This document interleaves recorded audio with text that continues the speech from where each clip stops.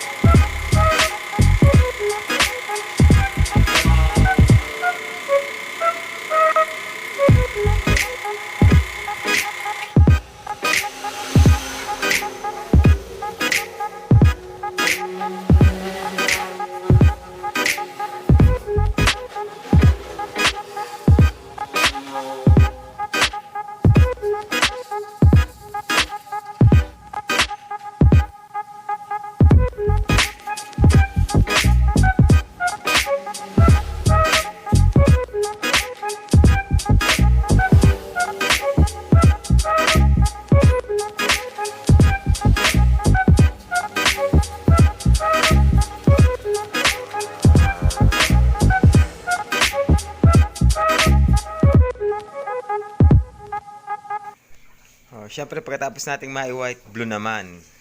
Sunod natin yung kulay blue para sa kulay ng mga lightning natin.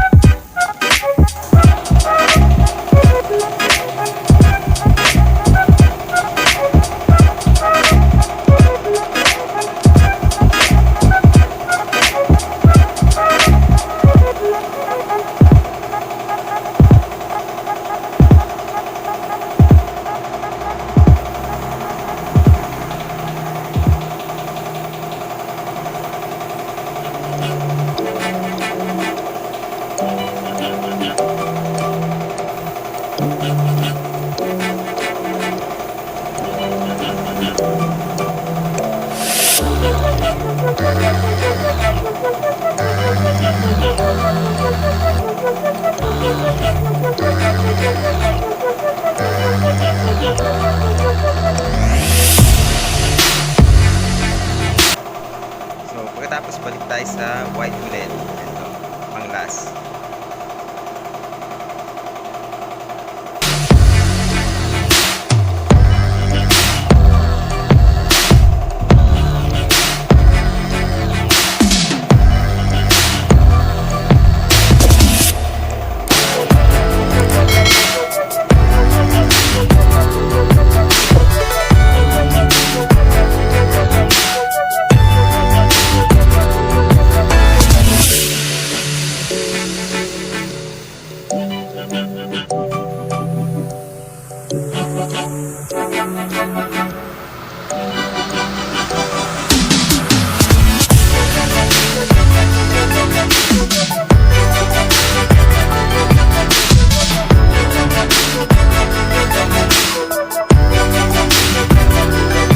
Bali yung hagod pala dito mga paps yung mga upper parts lang lalagyan ng white. Huwag naman natin lahatin kasi baka lumubog na yung blue. So ganun lang yung kadali mga paps.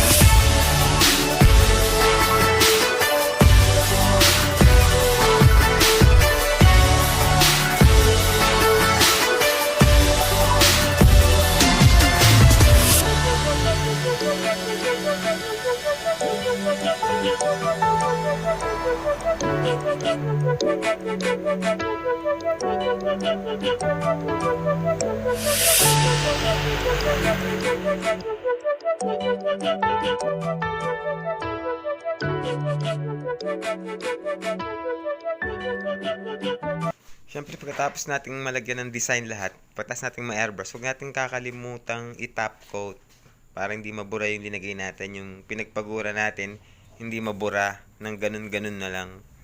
Okay?